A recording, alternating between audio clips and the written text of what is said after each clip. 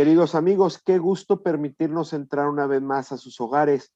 Ahorita que estamos justo a punto de celebrar el Día de Muertos, el Día de los Santos, qué mejor ocasión para pedirle a Guillermo que nos hable sobre el altar de muertos, que hasta donde tengo entendido, Guillermo, tú me corregirás, es una tradición prehispánica que en el transcurrir de los años se fue inculturizando y se fue convirtiendo en una tradición católica, es decir, partiendo de la raíz prehispánica, se fue adecuando, se fue inculturizando, se fue bautizando para vivirla de acuerdo a nuestra fe. Si he dicho alguna herejía, pues tú me corriges. Qué gusto tenerte, Guillermo, qué gusto tener con nosotros a Sister Janice, y sin más les dejo a Guillermo. Bueno, pues muchísimas gracias y todos los términos que utilizaste creo que son correctos. Antes de comenzar, quiero pedir una disculpa, que tengo obreros en casa y pues si de repente oyen un poco de ruido, no es problema de la transmisión, es problema del lugar de la transmisión. Pero bueno, hablemos entonces del altar de muertos y veamos de qué se trata. Lo que yo me atrevo a llamar, en cierto sentido, es una síntesis de mexicanidad. Como sabemos, los mexicanos, pues, tanto venimos de aztecas o de prehispánicos, depende de la parte del país que seas, como venimos de españoles. Y cuando se dio el encuentro, que primero fue un encontronazo, después fue un verdadero encuentro, al final hay una fusión de las dos culturas y quizá la manifestación más interesante sea precisamente esta del altar de muertos. El altar de muertos, que en cierto sentido es una poesía. Tenía yo un profesor en Salamanca que decía que la poesía es el arte de juntar dos palabras que nunca antes han estado juntas.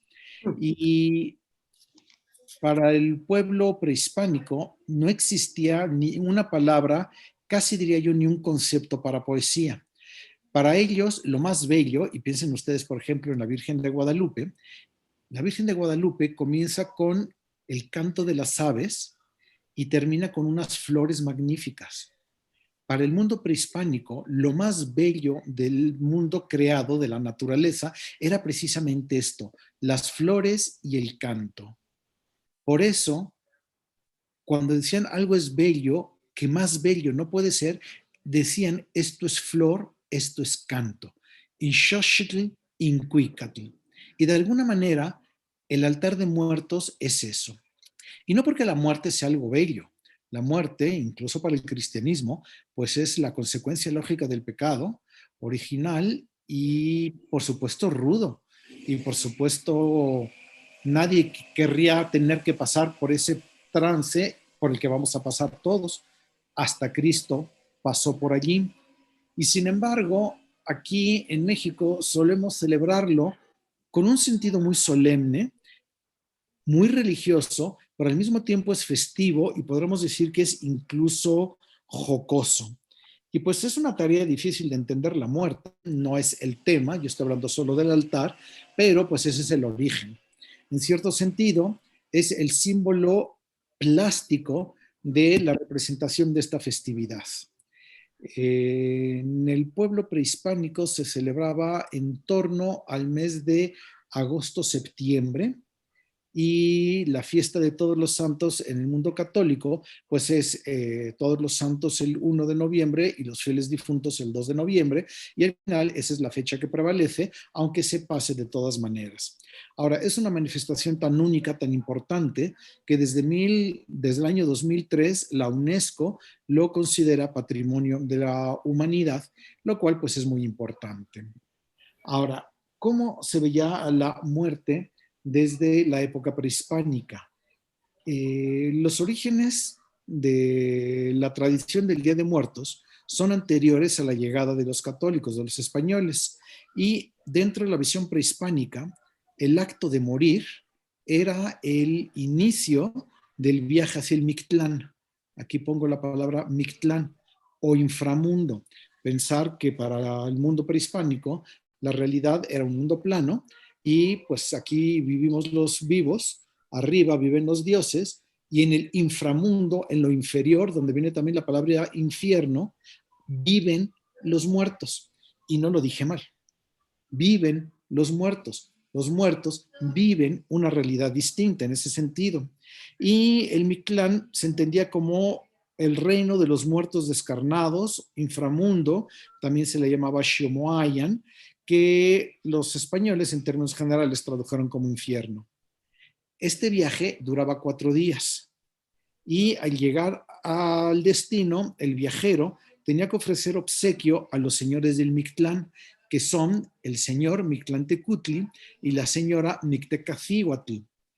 Y ellos los enviaban a una de las 9 regiones donde el muerto iba a permanecer por un periodo de prueba de 4 años antes de poder continuar su viaje a la meta final del Mictlán y así llegar a un último piso que era el lugar del eterno reposo que ellos denominaban la obsidiana de los muertos. Gráficamente, la idea de la muerte como un ser descarnado siempre estuvo presente en la cosmovisión prehispánica y hay registros en muchas etnias, los totonaca, los nahua, los mexica, los maya, y todos, no solo ellos, obviamente otros, han conservado estos registros. Y en esta época era común la práctica de conservar los cráneos como trofeos y mostrarlos durante los rituales que simbolizaban tanto la muerte como el renacimiento en el Mictlán. Este festival es el que se convirtió en el Día de los Muertos, se conmemoraba más o menos en agosto, como decía al principio, y duraba prácticamente un mes. Ahora, tenemos aquí la imagen de un Tzompantli, que es una colección de cráneos. Y piensen en el altar de muertos cómo termina siendo más o menos lo mismo. En este caso era el recuento de las personas que habían sido sacrificadas en un altar determinado. Vean la imagen, entonces, de la muerte como un ser descarnado. Aquí lo vemos clarísimo, no hay calavera todavía, conserva todavía narices y orejas, pero podremos decir que ya es un cuerpo en descomposición. Y lo más interesante es que de la parte baja de las costillas sale el corazón, que al final es lo que en el sacrificio humano también se ofrecía a la divinidad. Ahora, aquí hay una cuestión que es muy distinta para nosotros los cristianos. La muerte en el mundo prehispánico no tiene una connotación moral. Para nosotros es muy claro que si yo viví la vida bien, la viví de cara a Dios, la viví de acuerdo a las virtudes, digamos, seguí bien los 10 mandamientos, pues lo más lógico es que después de la muerte Dios me diga, ven, etcétera. Eso quiere decir que mis actos tienen una consecuencia para después de la muerte. Y por eso decimos, es tan importante el momento de la muerte y morir en amistad con Dios, morir en estado de gracia, y por eso sí tenemos nosotros connotación moral. En el caso de los prehispánicos, era una cuestión completamente distinta, porque ellos creían que el destino del alma del muerto estaba determinada por el tipo de muerte que hubiera tenido. Dependiendo de cómo te mueres, es el tipo de infierno o de posvida que vas a tener. Y por poner algunos ejemplos, las personas que morían en circunstancias relacionadas con el agua se dirigían al paraíso de Tlaloc. Recuerden, Tlaloc que es el dios de las aguas, no solo de la lluvia, sino de todo lo húmedo, del mar, de la orina, todo lo que es húmedo es Tlaloc. Y si yo moría o muero envuelto, ahogado o con demasiado sudor, después de la muerte voy a ir a dar al Tlalocan. Podríamos decir que es el paraíso, si buscamos otra palabra, de Tlaloc. Los que mueren en combate o los cautivos que son sacrificados o las mujeres que mueren durante el parto, es decir, si yo muero envuelto en sangre, como en batalla, voy a ir al Omeyocan, que es el paraíso del sol, que preside Huitzilopochtli, que es el dios de la guerra. No estamos hablando de si fui buena persona o no, estamos hablando de cómo fue el momento de mi muerte. El Tlalocan, por otro lado, era un lugar paradisíaco, lleno de flores, manantiales, mariposas, a donde van a dar los espíritus que mueren en el agua o por el rayo, y no todos habitarían la misma morada al morir, dependía entonces de cómo íbamos a morir. En todo caso, los que muramos normal iremos al Mictlán. Hay un detalle que a mí me hace muchísima gracia, y es el infierno que ellos llamaban Chichihualcuauco, que era un gran árbol de cuyas ramas goteaba leche, y ahí van a dar los bebés que nacieron antes de poder hablar. Así que todo el resto del mundo como si estuvieras puesto en un pecho materno. Y pues bueno, eso es lo que creían. Ahora, los entierros prehispánicos venían acompañados por dos tipos de objetos. Por un lado, los que en vida habían sido utilizados por este muerto y los que iban a necesitar en el inframundo. Por ejemplo, ir acompañado de un perro rojo, bermejo, que era enterrado con esta persona y que debía acompañarla durante todas las pruebas que debería superar durante 4 años. Pero ya no suena a altar de muertos. Le dejaban cosas que había utilizado en su vida material, en su vida humana. Ahora bien, podemos decir, y así lo dicen también los teólogos, que en las otras religiones existe lo que en teología se conoce como semina Christi o semina Verbi.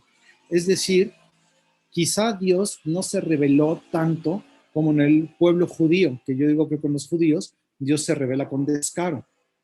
En las otras religiones Dios se da a conocer muy poco y nace lo que conocemos como las religiones naturales.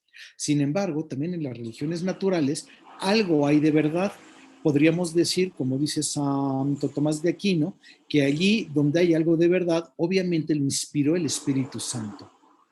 Y los primeros misioneros, pues obviamente traían unas nociones cristianas sobre la muerte que seguimos teniendo nosotros. Es decir, nosotros tenemos claro que hay cielo, purgatorio e infierno.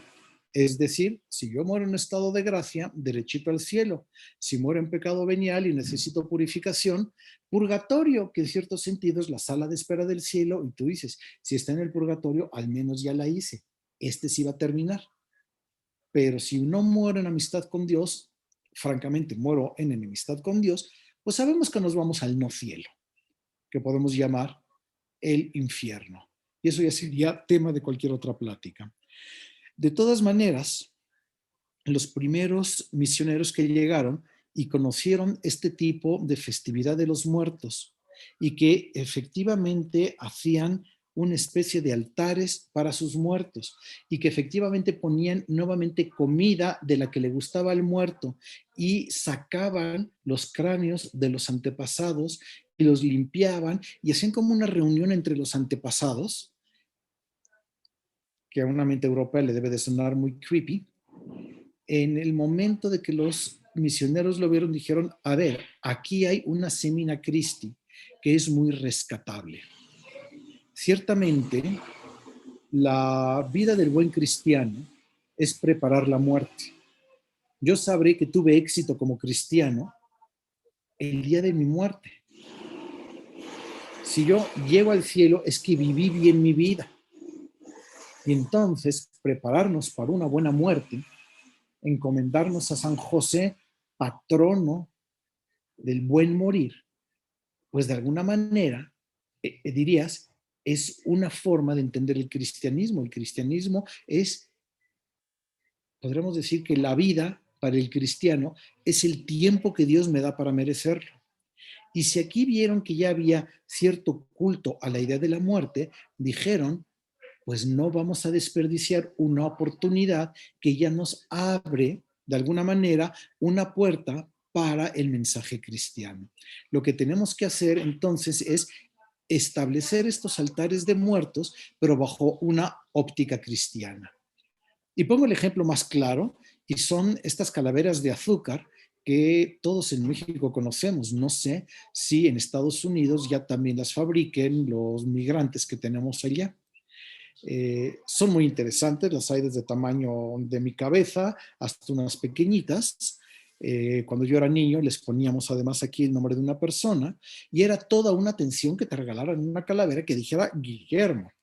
Eh, Tuvimos un noviembre, yo debo haber tenido unos 10, 12 años, una visita de Alemania, se llamaba Helmut, y pues consideramos la cosa más linda a los niños, a Helmut, regalarle una calavera con su nombre. Se puso pálido. Lo sintió como una amenaza. Dijo, he caído en una casa de la mafia. Y le tuvimos que explicar el altar de muertos. De hecho, fue la primera vez en mi vida que tuve que pensar el tema y darle una explicación. Estas calaveras, pues no son de veras. En el mundo prehispánico, o existían de piedra como esta, o eran verdaderas. Si eras más pobre, quizá las podías hacer de barro. No se crean esas calaveras de cristal de roca, esas no son prehispánicas, esas son un invento del siglo XIX, pero los monjes dijeron, pues mira, venimos de una España que ha sido ocupada por moros, y los moros tienen un dulce que también empleamos para la fiesta de todos los santos en España y que se llaman los huesitos. Para esta fiesta en España hacen unos dulces en forma de huesito. Tampoco fue tan extraña la cosa. Y este dulce es principalmente azúcar puede ser de remolacha o de caña. Hay que pensar que la caña de azúcar nos vino por España, no es original de América. Y con el azúcar mezclada con limón se hace una pasta que al secarse se pone muy dura. Ese dulce lo conocemos como alfeñique. En Puebla hay una casa muy famosa, que hoy es museo, que se llama la Casa del Alfeñique, porque está toda decorada por afuera con muchos adornos de yeso, muy compacto, que parece este dulce, dulce del alfeñique.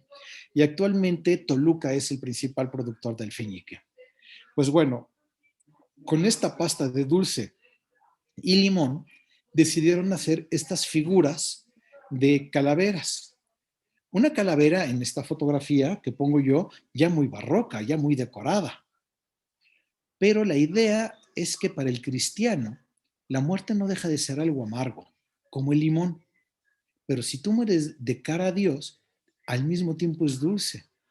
Una buena muerte para el cristiano es agridulce. No es el final del mundo, es el inicio de la vida eterna. Y esto es lo que vienen a significar estas calaveras. Es un memento mori, que es una figura ya muy barroca. Acuérdate que te vas a morir. Hay muchas formas de memento mori, por ejemplo, en los comedores solemos poner una naturaleza muerta, un still alive. Ese tipo de cuadro es un acuérdate que te vas a morir. Las flores que yo he cortado de la tierra se ven vivas, pero se van a morir. La manzana que yo tengo en un frutero, aunque tengo un gusanito, sigue viva, pero se está muriendo. Por eso, el memento mori, que es una figura muy barroca, también hace juego con estas calaveras. No sé si tuvieran alguna pregunta hasta el momento. Gracias, Guillermo. Ya explicaste y no entendí, o puedes explicarnos el sentido de la flor específica que usan en sus altares. ¿Es color amarillo o color anaranjado? Sí, esta vendrá al final de la presentación. Ok, gracias.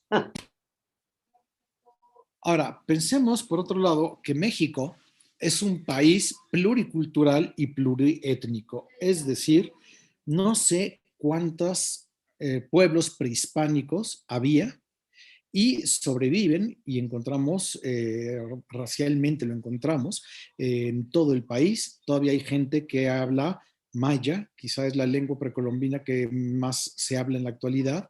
Hay gente que habla zapoteco, hay gente que habla mixteco. Tengo un amigo incluso que ya hizo un diccionario otomí español, español otomí, porque el otomí se habla. El náhuatl es de las que está más en peligro de extinción y en el norte de México seguimos teniendo tarahumara, cora, mayo, etcétera.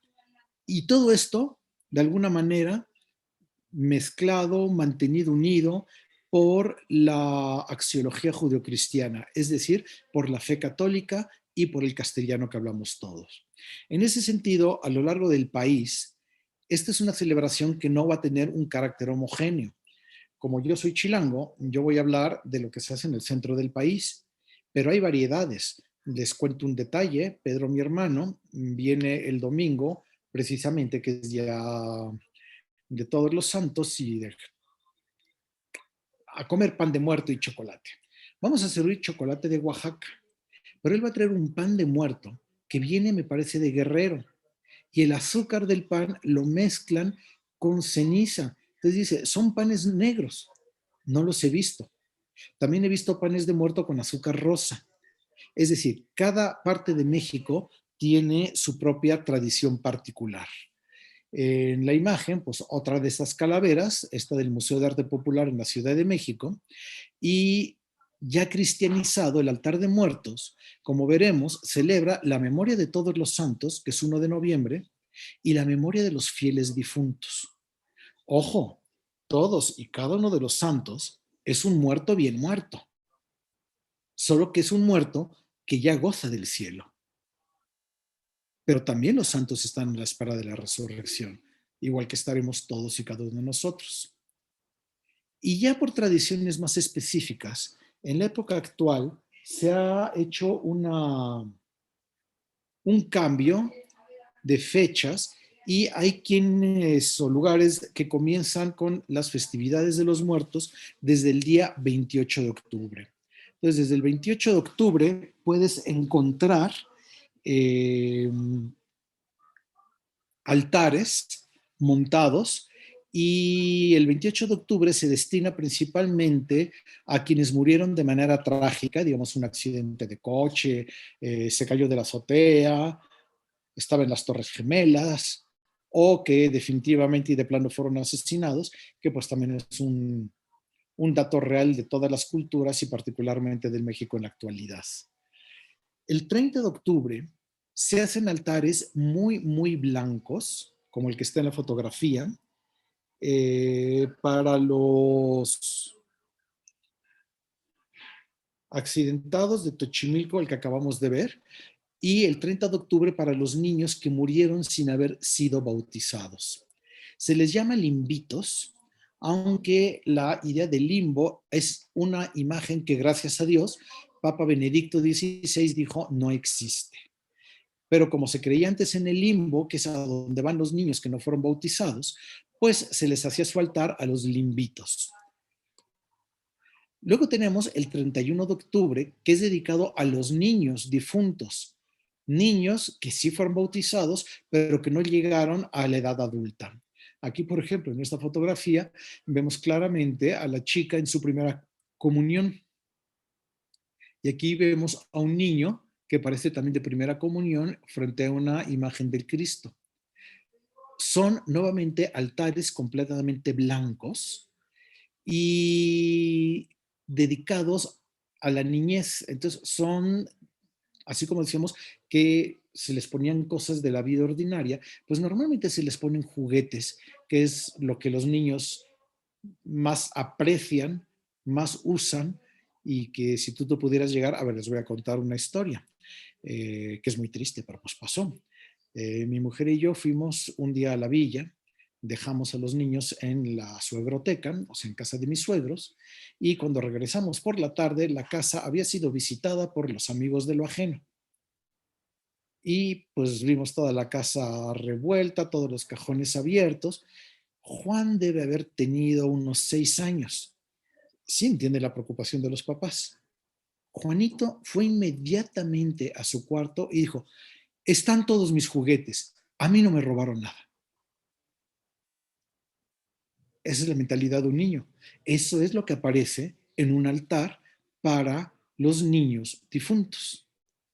Ahora, el altar fuerte es el del 2 de noviembre, pero también es importante el del 1 de noviembre, que es el que celebran para quienes llevaron una vida ejemplar. Cuando la iglesia pone la fiesta de todos los santos, es que son santos en esta vida quienes viven en estado de gracia. Y quienes mueren en estado de gracia y llegan al cielo, son santos. Pero la iglesia no puede llevar el recuento de todos los que son. Simplemente ha metido en el archivo en latín se dice canon, de manera que cuando canonizan a alguien es que lo están metiendo en el archivo de los santos. Y la iglesia nos presenta unas poquitas vidas de santos que se tienen registrados, que no tiene duda la iglesia de que ya están gozando de Dios en el cielo y que sirven como intermediarios como nosotros, ante nosotros o para nosotros. Pero hay una cantidad enorme de santos desconocidos. El día que tú te mueras, yo espero que llegues al cielo, pero puede que te enteres tú y que se enteren todos los del cielo, pero que en la tierra no. Pasarás a la historia como San usted mismo, pero ya es un santo. Entonces, esta fiesta de todos los santos conmemora precisamente a todos aquellos que han muerto y que ya gozan de Dios en el cielo, aunque nosotros no sepamos quiénes son, no sepamos sus hechos, simplemente tengamos claro que vivieron en suficiente virtud, se arrepintieron de sus pecados, Dios los perdonó y los recibió en la gloria y les dijo, venid benditos de mi Padre, etc. Ahora, ¿para qué tanto mitote con tanto altar? En principio, en la tradición prehispánica, por ende pagana, las ánimas deberían de llegar a visitar una vez al año a los vivos. Es decir, salir de estos infiernos prehispánicos, del Tlalocan, del Mictlán, etcétera, y venir a visitar una vez. Como nos visitan una vez al año, los limpiamos sus cráneos, los ordenamos, les sacamos las cosas que les gustaban en vida, particularmente la comida que les gustaba en la vida, y por otro lado, pues van a ir llegando en cierto orden, como acabamos de ver por las fechas. Los que nos van a visitar y llegan por orden, pues hay que recibirlos como se merecen. Y hasta el final vamos a dejar entonces al Día de los Fieles Difuntos en general. Ya celebramos a los que murieron en accidentes o asesinados, ya celebramos a los que no fueron bautizados, ya celebramos a los niños. Piensen cómo se parecen a los infiernos que mencioné del mundo azteca. Los que murieron envueltos en sangre, los que murieron pequeñitos y se van a este infierno que son como pechos femeninos. Y al final, para el día 2 de noviembre, dejamos el Mictlán en general, que son todos los demás. Ahora, para ello es que se preparan los altares y pues ya iría pronto a dar respuesta a Sister Janice. No sé si tengan alguna pregunta o yo sigo con el discurso. Yo tengo una pregunta, Guillermo. En el altar anterior que nos mostraste, tenías como 5 o 4 niveles.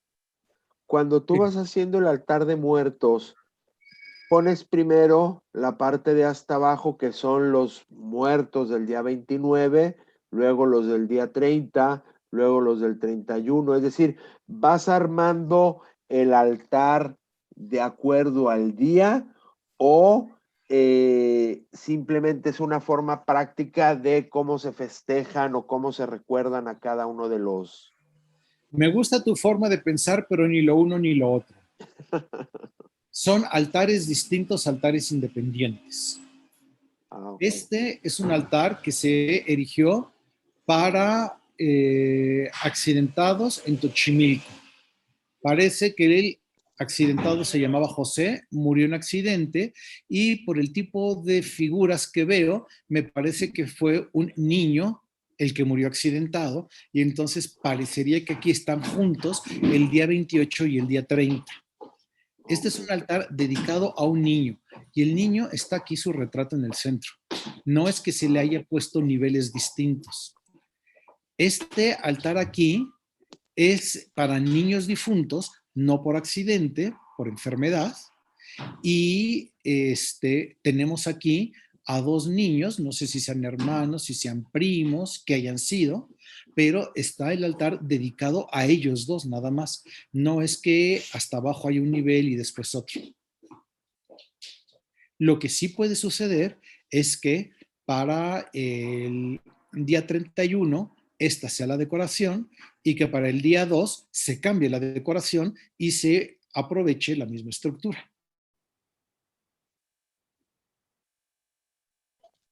Perfecto. Bueno, pues vamos entonces, no voy a explicar todos y cada uno de los altares, vamos a explicar solamente cómo sería el altar del 2 de noviembre, que es el altar más común. ¿Qué se necesita? Pues bueno, lo primero es que hay 3 formas de hacer niveles. Depende de qué tan grande puedes tener tú el altar y si lo vas a poner solamente en una mesa, en un rincón de tu cuarto, o vas a poder utilizar una habitación entera. También obviamente depende de lo que tengas tú a mano, qué puedes hacer, etcétera, ¿no?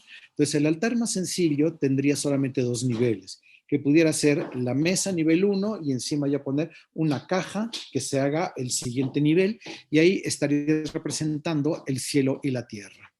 Si haces tú un altar de 3 niveles, estarás representando infierno, purgatorio y cielo.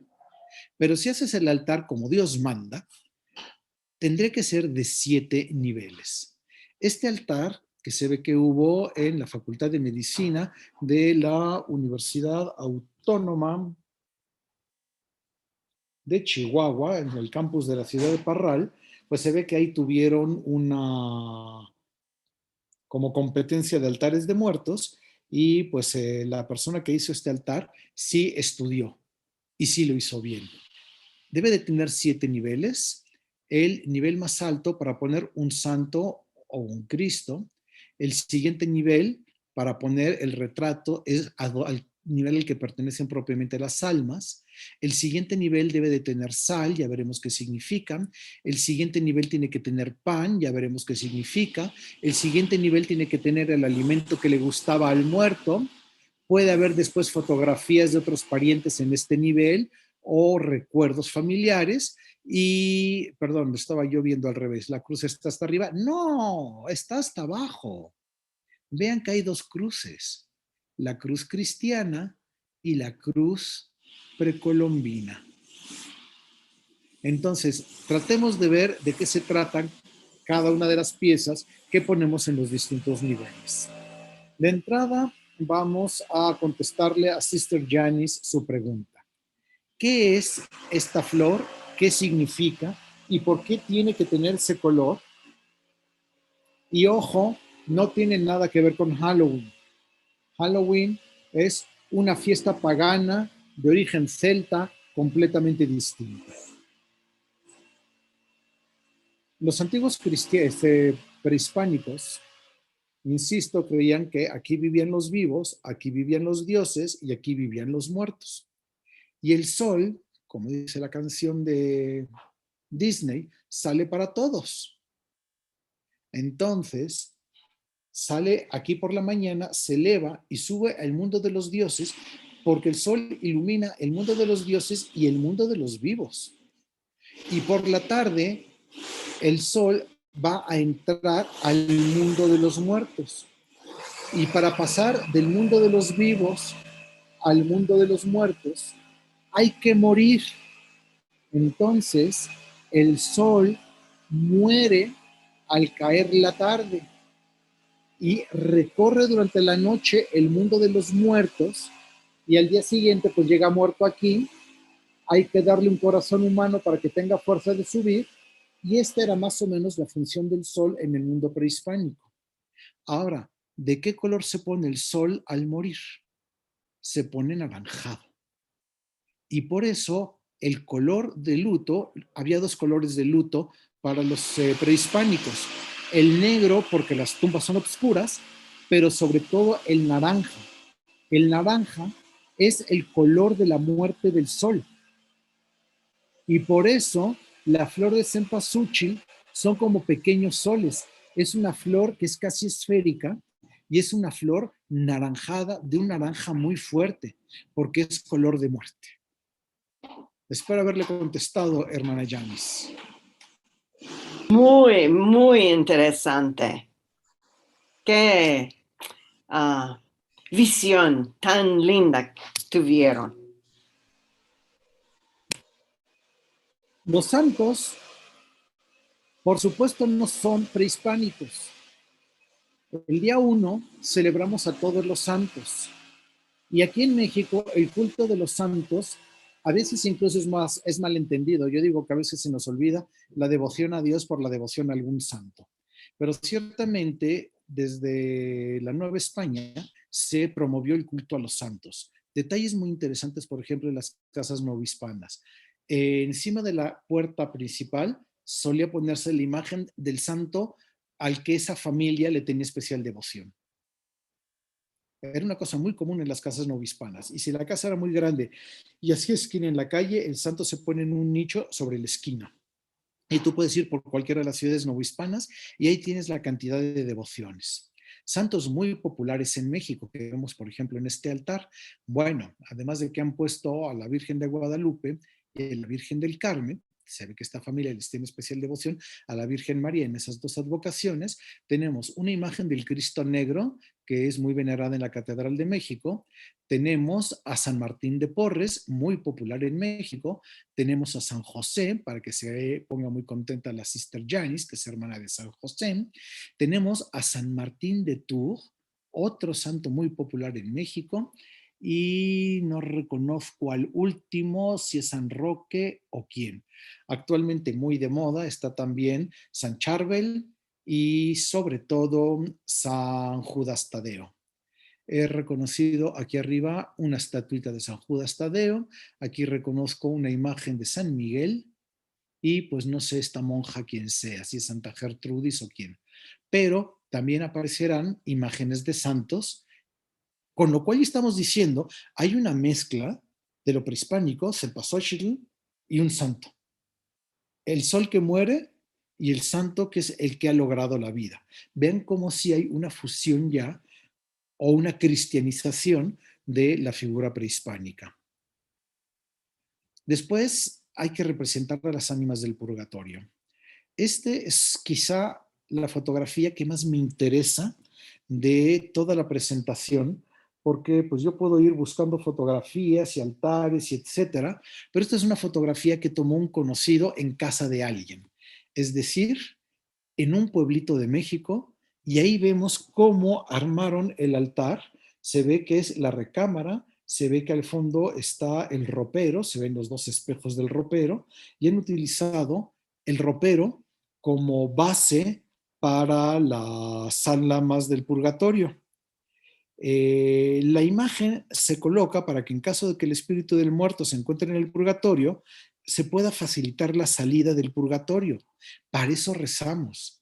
Y yo le pregunté a esta chica que tomó la foto, que es de este pueblo, y dice, ¿y si estaban rezando? Y dice, claro, rezamos el rosario y cada una de las velas tiene nombre y apellido. Se pone una vela por el abuelo, otra por el bisabuelo, otra por el tío Joaquín, por la tía Rosalina, etcétera. Y la idea es que el rosario que estamos rezando, que estos señores están rezando en este momento, están pensando en el nombre de cada uno de ellos, están realmente dedicando su rosario hacia ellos.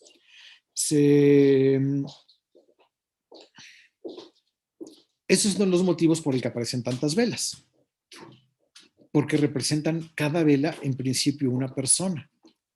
Y luego tiene que haber en algún lugar del altar algo de sal, porque la sal simboliza la purificación del espíritu, particularmente de los niños que puedan estar en el purgatorio.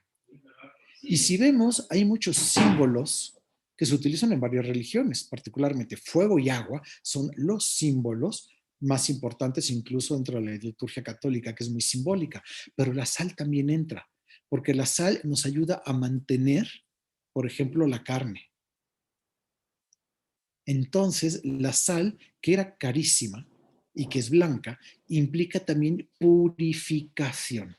Una purificación como la que recibimos en el purgatorio, que no necesariamente es agradable, puede que esta sea dolorosa, pero te hace puro. Y la idea de la pureza, que al cristianismo le viene desde la pureza ritual del judaísmo, también en el judaísmo encuentras que se utiliza la sal. Y les pongo un ejemplo bien interesante. Hay una expresión muy castellana, que es contigo el pan y la sal. Es decir, si yo te ofrezco mi amistad y te digo de verdad contigo en las buenas y en las malas, la forma más castiza de decirlo es, tío, contigo el pan y la sal. Y uno dice, ¿qué expresión más extraña? El pan está por las buenas y la sal está por las malas. Me tocó tener una comida con unos rabinos judíos, la cosa más interesante del mundo, y pues se le pidió al rabino de mayor edad que bendijera la mesa. Entonces empezó con su canto en hebreo, tomó un pan, lo llenó de sal con el salero, partió el pan y lo dio a sus lados. Cada quien tomaba un cachito de pan. Y si te suena a la última cena y a la comunión como la dio Cristo, debe haber sido algo parecido. Y ya que todos teníamos un cacho del mismo pan, podríamos decir que estamos en comunión en las buenas y en la purificación que trae la sal. Entonces, tenemos un símbolo que era importante para los prehispánicos y que es importante también para el mundo occidental. Cristo, dígame.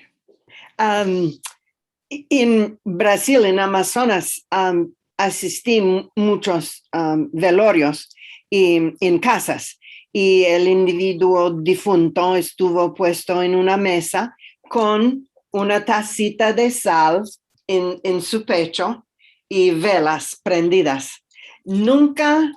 Nadie nunca podía decirme qué significa el sal, pero ahora sí entiendo muy bien. Gracias. Bendito sea Dios.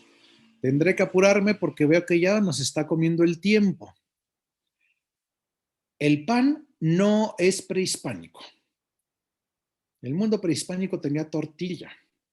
El pan viene de Europa, pero el pan es eucarístico. Lo más cristiano de todo el altar es el pan de muertos, porque nos recuerda a ese Cristo que muere por nosotros en la cruz.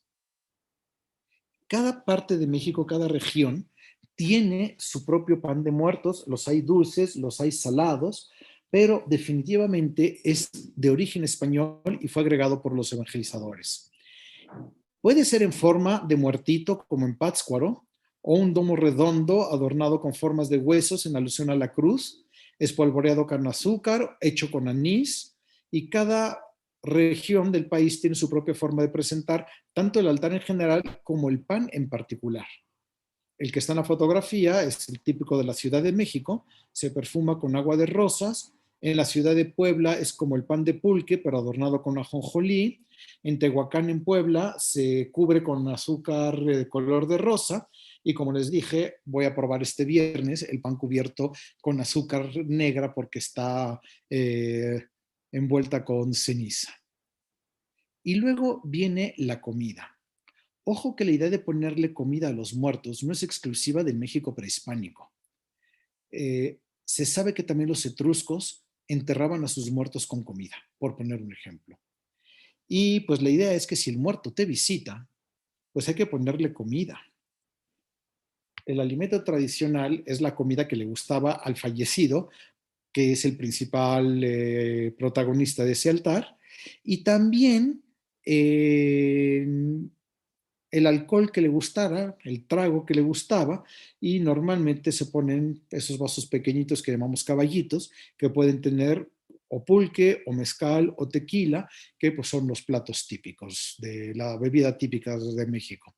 Aquí en este caso, por ejemplo, este es un altar michoacano, estos son unos tamalitos triangulares que se llaman corundas. Entonces, es lógico en Michoacán encontrar comida michoacana, pues sería lo que comía, ¿no? Y luego la imagen del difunto, que puede ser muy interesante. Este es un altar que se pone en la ciudad de Oaxaca, que se ve que le tienen especial devoción a la Virgen del Carmen, pero vean cuántas ganas le echan que el marco de la Virgen del Carmen es el mismo marco, es de la familia, de todos los parientes a los que le están poniendo el altar. Entonces el altar está dedicado principalmente a los que están hasta arriba, pero también han puesto fotos de los demás parientes. Obviamente la imagen del difunto no existía en el mundo prehispánico. En el mundo prehispánico se ponía la calavera del difunto, la calavera de veras. Eso los españoles lo suplen por estas calaveras de azúcar o de barro y las fotografías que antiguamente sean cuadros al óleo y que actualmente pues sí pueden ser directamente fotos. Y al final, y por sobre todo, pues debería de haber una cruz. La cruz está utilizada en todos los altares y ciertamente es una cruz con Cristo. Es la idea evangelizadora que incorpora el catecismo a una tradición tan arraigada de los indígenas como había sido la veneración de los muertos.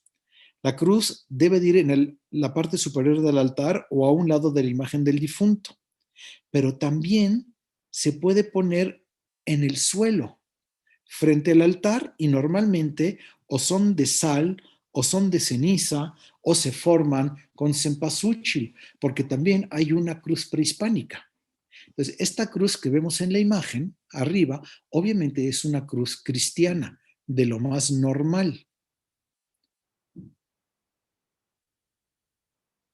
Pero esta cruz que vemos aquí, hecho con flores, es la cruz prehispánica. Vean que aquí aparecieron las dos, la cruz cristiana y la cruz prehispánica. La cruz prehispánica es un resumen de la cosmovisión. Ellos creían que la divinidad dual era panteísta, es decir, toda la realidad conforma la divinidad. Y tenían los prehispánicos 6 puntos cardinales: el norte, el sur, el este, el oeste, y en el centro de los 4 puntos tenían el ombligo del mundo, es decir, la Ciudad de México, donde están los puntos cardinales que nos unen, el arriba y el abajo. El arriba que me reúne hacia el mundo de los dioses y el abajo que me lleva al mundo de los muertos. Entonces, esa cruz hecha de sal o de ceniza o de cempasúchil también tiene un simbolismo en la religión prehispánica. Por otro lado, aparecerá copal o incienso. El copal es el incienso prehispánico. El incienso, pues, es el incienso moderno. El incienso prehispánico, el copal, normalmente se presenta en esas vasijas de barro y es el elemento prehispánico que limpia y purifica las energías del lugar y de quien las utiliza, mientras que para los cristianos la idea del incienso es que por un lado santifica el ambiente y por otro lado el humo que sube representa también el ánima que deja la tierra y se eleva hasta el cielo. Desde un punto de vista occidental, nos acercaría en ese sentido el incienso como oración hasta el Creador. Y luego vamos a tener algo que permanece de la religión prehispánica y que vamos a ver qué tan listos son y qué tanto han visto los 4 elementos. Los 4 elementos en el mundo prehispánico se presentaban como fuego, representado por Huehueteotl Xuetecutli.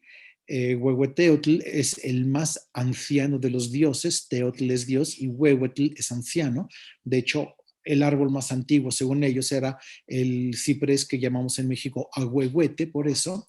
Después estaba el aire, representado por la serpiente emplumada, Quetzalcóatl, y directamente por el dios del aire, que es Hecatl. La tierra está representada por la diosa Coatlicue y el agua, como sabemos, es Tlaloc. Entonces, fuego, aire, tierra y agua, que son los 4 elementos comunes a casi todos los pueblos antiguos. Aquí en la imagen, por cierto, tenemos a Mictlantecutli y a Quetzalcóatl en este códice Borgia, como figuras interesantes. Pero recuerden, fuego, aire, tierra y agua. El fuego es un elemento importantísimo en la religión, tanto prehispánica como en la religión cristiana. Piensen ustedes que no hay ceremonia eucarística sin fuego. Piensen ustedes que la misa más importante de toditito el año, que es la resurrección, la misa del fuego nuevo en Pascua, implica prender un brasero, con ese brasero prender el cirio que representa a Cristo y que desde ese cirio, ese fuego se reparta por todo el templo. Ahora, tanto el fuego como el agua son 2 símbolos que o traen vida, luz, calor, el agua es vida, o traen muerte si no los cuido. Un fuego no cuidado es un incendio. Un agua no cuidada es una inundación. Son dos símbolos de la liturgia cristiana importantísimos y los dos aparecen en el altar de muertos. Hay que tener mucho cuidado, obviamente, en un altar de muertos, que no se te vaya por allí, pero aparecerán velas o veladoras o cirios y ya vimos que en última instancia representan a las almas. Cada cirio representa un alma. Tiene que haber mínimo un vaso de agua, porque el agua no solamente refleja el bautismo, la pureza, sino que ahora mismo en la Ciudad de México, tengo Roma, tenemos 22 grados, pleno otoño, y tenemos 22 grados en la Ciudad de México, es decir, hace calor. Y si el vaso lo pusiste el día 28 de octubre y lo vas a quitar el 2 de noviembre, con el calor que hace, y muchos de estos altares se hacen al aire libre, el agua se evapora. Y entonces el vaso que estaba lleno el primer día se vacía como hasta la mitad. Y esa es una prueba de que sí vinieron a visitarme los muertos. Venían muertos de sed y se tomaron un poquito del agua. Pero el agua, pues, es vida. Y lo que estamos celebrando en el altar de muertos es la vida después de la vida. Y lo que celebramos para la vida después de la vida, los cristianos, es precisamente la vida que nos viene por el bautismo. Entonces, resulta imprescindible tener al menos un vaso de agua dentro del altar. Y como parte de la comida o parte de la expresión, se procura poner fruta obviamente de temporada, no va a ser fruta congelada ni mucho menos, y las frutas obviamente indican la relación hacia la tierra. Recuerden ustedes, estábamos hablando de fuego, agua, tierra, y la tierra pues viene representada por la fruta. Los frutos de la tierra, perdón por la redundancia, pues es la fruta. ¿Y dónde estaría el aire en un altar de muertos? A ver, Jorgito, ¿qué se te ocurre? En la mesa. Surprise, surprise. En el papel picado, que se mueve con cualquier airecito que tengamos. Y el papel picado, pues es una de las tradiciones más coloridas de México. Se le considera de alguna manera la representación de la alegría festiva del Día de Muertos, y sus colores deberían ser un tanto litúrgicos. Dado que se trata de muerte, tendrán que ser colores de duelo. ¿Cuáles son los colores del duelo prehispánico? El negro y el naranja. ¿Cuáles son los colores del duelo cristiano? El negro, el morado y el blanco. Entonces, estrictamente hablando, este rosa no debería de aparecer aquí. Este amarillo no debería de aparecer aquí. En un altar bien hecho, deberían aparecer blanco por la muerte de los niños. Piensen que cuando un niño muere menor de 7 años, la liturgia no está centrada en el niño muerto, está centrada en los papás del niño, porque la iglesia no considera que un niño antes de los 7 años sea capaz de pecar mortalmente, no tiene la madurez para pecar mortalmente. Y lo común aquí en México incluso es pintar de blanco la ataúd. Entonces, el blanco puede ser color de luto. Los periodos litúrgicos de preparación, que son periodos de penitencia, son la cuaresma y el adviento, donde el sacerdote viste de morado. Hello. Y ya después tienes el negro, que pues al ser el color más oscuro y el que más se parece al interior de la tumba, pues es el que utilizamos. Y el naranja, pues ya vimos el color de luto para los prehispánicos. Obviamente ya hablamos del simbolismo de las calaveras, de dónde vienen, cómo se formaron. Por supuesto, en esta fotografía háganle tache a una calavera de chocolate. Eso ya rompe mucho la tradición, pero limítense a ver las calaveras de aquí arriba y una preciosa imagen obispana de la Eucaristía. Aquí no hay panes de muertos, sí hay pan de muerto, pero una imagen del santo, que es un altar de muertos muy interesante en solo 3 niveles, como vimos. Y finalmente, y prácticamente con esto concluyo, debería haber un arco sobre todo el altar. El arco se coloca en la cúspide y simboliza la entrada al mundo de los muertos. Se va a adornar con limonaria, con flor de cempasúchil, y en la iconografía del templo cristiano, si lo pensamos, sobre todo las iglesias antiguas, donde está la cúpula, abajo de la cúpula hay 4 arcos. Uno de esos arcos separa el presbiterio de la nave. Ese arco es un arco del triunfo y no solamente separa la congregación del sacerdocio, sino que representa también el paso de la muerte a la vida. Es decir, este arco, en lenguaje cristiano, es símbolo de resurrección. Y por eso tenemos algunos altares como este que habíamos mencionado, que tiene este arco al final, o podríamos ver este altar último que estábamos presentando, que también termina con un altar, con un arco o con un segundo arco. Y pues con esto agradezco mucho la invitación, Jorge. Podríamos decir que el altar de muertos definitivamente es una síntesis de México, que nos habla de lo que realmente somos. Un pueblo occidental, un pueblo cristiano, un pueblo católico, pero un pueblo que tiene una raigambre prehispánica que se nos nota y que traemos a flor de piel. No sé si haya quedado alguna pregunta. No, yo quedé impresionado con todo lo que has estado diciendo, muchas cosas nuevas para mí, aunque de una de otra forma pues sí lo habíamos escuchado, pero realmente enriquece mucho el saber que aunque es un origen prehispánico, se ha ido inculturizando de nuestra tradición católica y pues te queremos agradecer muchísimo el tiempo que te hayas dado hoy, sobre todo para sacar este programa así como que a vapor, porque estamos a punto de llegar para la fiesta de estos días, que es de lo que nos estuviste hablando, y te queremos pues agradecer muchísimo, Guillermo. No sé si quieres hacer un comentario final o si no ya para terminar. Pues nada, ver que todos los mexicanos que viven en Pittsburgh se reúnan y hagan un altar con lo que tengan allá y puedan. Exacto, de hecho ya como cosa tradicional, prácticamente todas nuestras iglesias que tienen misa en español siempre ponen un pequeño altar de muertos ahí. Y pues te agradecemos muchísimo. Queremos darle las gracias a ti, Guillermo, a Sister Yanis, por acompañarnos.